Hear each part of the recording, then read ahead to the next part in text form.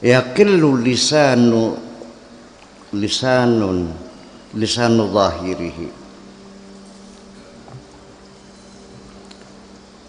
ya, wa batinhi anil i'tirad alaihi fi syai'in minal asya. Lisannya menjadi lelah baik zahir maupun batin. Apakah lisan mulutnya, apakah lisan pikirannya, sudah malas, tidak mau lagi membantah-bantah, tidak lagi menyangkal apapun. Fi syai'in minal asya, dalam hal apapun tidak ada penyangkalan. Ya sudah, kalau begini mangga, ini begini mangga,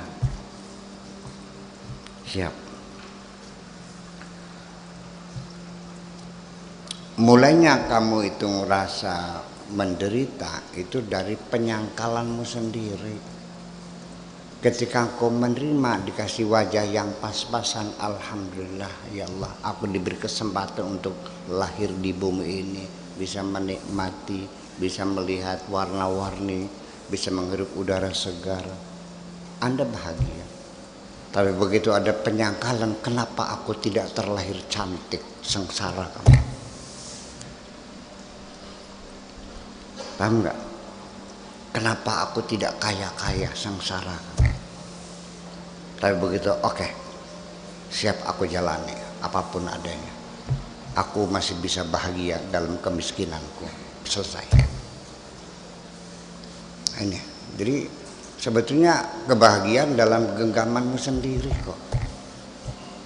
Nah, siapa yang begitu? Biasanya orang yang sudah kenal.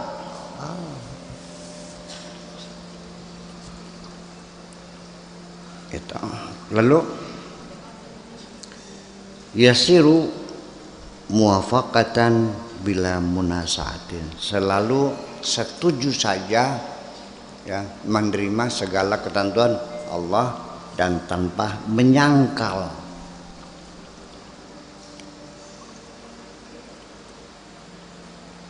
Ya'ma ainai qalbihi anin nadhri ila ghairihi, kedua mata hatinya menjadi buta, tidak mampu melihat apapun selain Allah.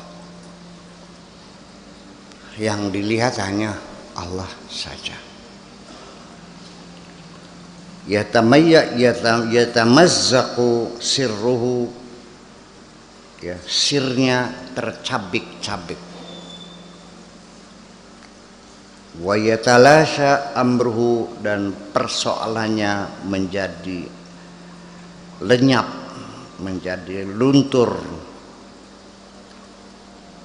Wa yatafarraqu maluhu, dan juga semua hartanya akan terbagikan semuanya.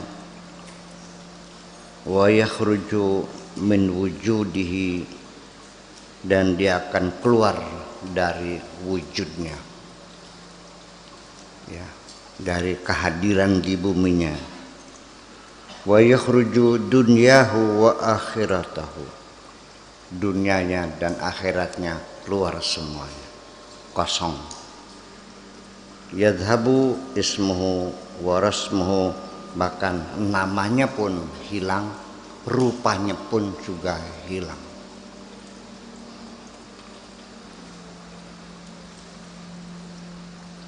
Summa idza sya'a ansyarah, kemudian apabila Allah berkehendak maka Allah akan membangkitkan dia lagi, sementara tidak ada lagi. Rupanya, suaranya, kentutnya udah nggak ada lagi kok. Ini satu kefanaan, dan ini satu puncak kebahagiaan, karena sejak itu dia sudah tidak pernah punya rasa takut, tidak pernah sedih, tidak pernah kecewa, tidak pernah marah, tidak pernah dendam, tidak pernah. Ya.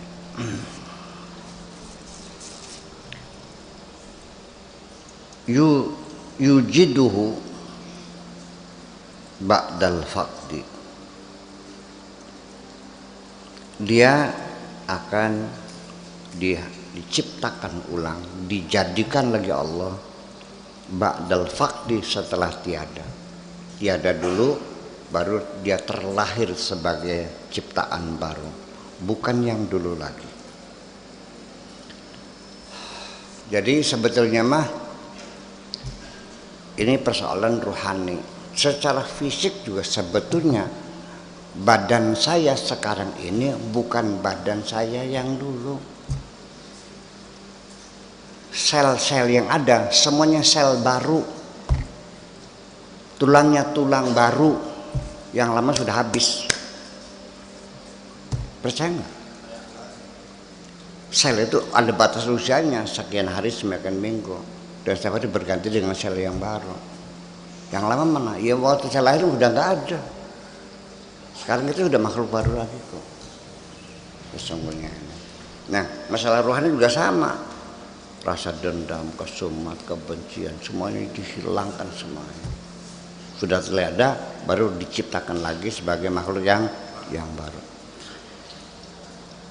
Yu'iduhu khalqan akhar, dia akan diulangi lagi sebagai makhluk yang berbeda, yang lain.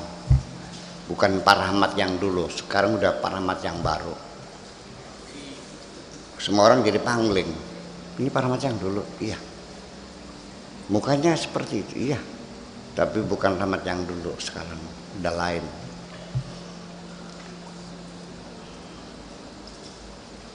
Yufnihi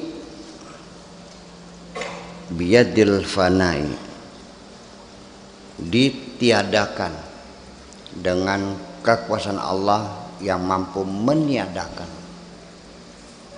Setelah itu tsumma yu'iduhu biyadil baqa, lalu setelah itu diulangi lagi diciptanya dengan tangan keabadian, dimusnahkan dengan tangan kefanaan, dan setelah itu dilahirkan lagi dengan tangan keabadian. Liyatul barliqa, supaya nanti dia ada muncul permintaan ingin berjumpa. Sekarang sulit kamu meminta kapan kita berjumpa, malah justru ketika ada pemberitahuan engkau berjumpa, engkau melarikan diri semuanya itu. Benar? Aja bohong, iya boleh. Masih nganyang. Tsumma yu'iduhu, kemudian diulangi lagi, dilahirkan lagi. Liyad'ul khalqa minal faqri ilal ghina. Di situ dia akan berdakwah, akan menyeru, akan mengajak orang lain dari yang tadinya miskin menjadi kaya, yang tadinya sakit diundang, diajak supaya menjadi sehat, yang tadinya goblok menjadi pintar. Artinya dia akan diberi peran oleh Allah untuk meningkatkan kualitas hidup manusia. Ya. Al-ghina, sedangkan kekayaan, wal ghina billahi azza wa jalla. Kekayaan itu maksudnya kekayaan ya artinya kekayaan Allah. Artinya orang kaya kan nggak butuh, ya nggak butuhnya bukan karena dia punya harta banyak, tapi karena dia punya Allah. Itu maksudnya. Azza wa jalla wal ittisal bihi, dan bersambung dengan Allah, artinya sudah kenal betul. Wal faqru wal bu'du anillahi azza wa jalla, kefakiran artinya kejauhan dari Allah subhanahu wa ta'ala. Wal istighna bi ghairihi, tetapi dia selalu menyambat, minta pertolongan, minta bantuan kepada selain Allah. Karena itu Allah, maka dia minta tolong kepada orang orang lain. Orang kaya itu sudah tidak butuh siapapun, butuhnya hanya kepada Allah saja. Sampai malaikat pun ketika menawarkan kepada Nabi Ibrahim, alaka minni hajatun, perlu saya bantu, api sudah nyala. Kata Nabi Ibrahim, amma minka fala, bantuanmu tidak aku perlukan, amma minallah fabala, memang kalau Allah yang menolong aku harapkan, pertolonganmu hai malaikat tidak ku minta, silakan pergilah dari sini. Maka ketika yang diharapkan pertolongan Allah, maka datanglah pertolongan Allah, ya narukuni bardau wassalaman ala Ibrahim. Lalu al-ghina, kapan orang al-kaya atau al-ghaniyu bisa? Man dhafara qalbuhu bi qurbi rabbih azza wa jalla. Orang kaya itu orang yang berhasil, ya, hatinya dapat dekat dengan Tuhannya.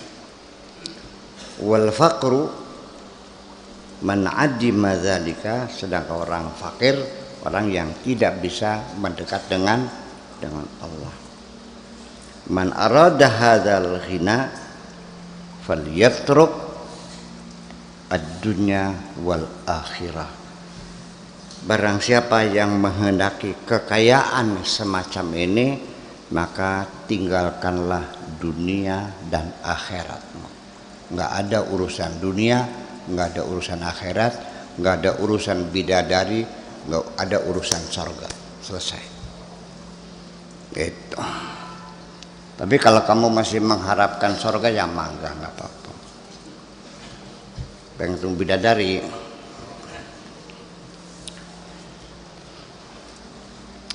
Saya jujur aja, kalau orang masih menghayal pengen bidadari yang cantik-cantik, ya kan, hurun ain, karena lu'lu' maknun, lam yamsasuna insun walajan, masih perawan ting-ting, putih melok-melok. Ternyata ibadahmu masih berkaitan dengan urusan seksualmu sendiri.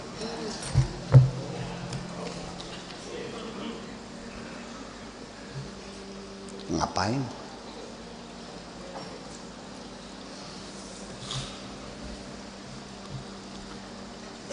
Ibu-ibu perempuan, ketika ada lelaki yang mencintaimu karena terlalu merindukan bokongmu yang bahena, tersinggung nggak?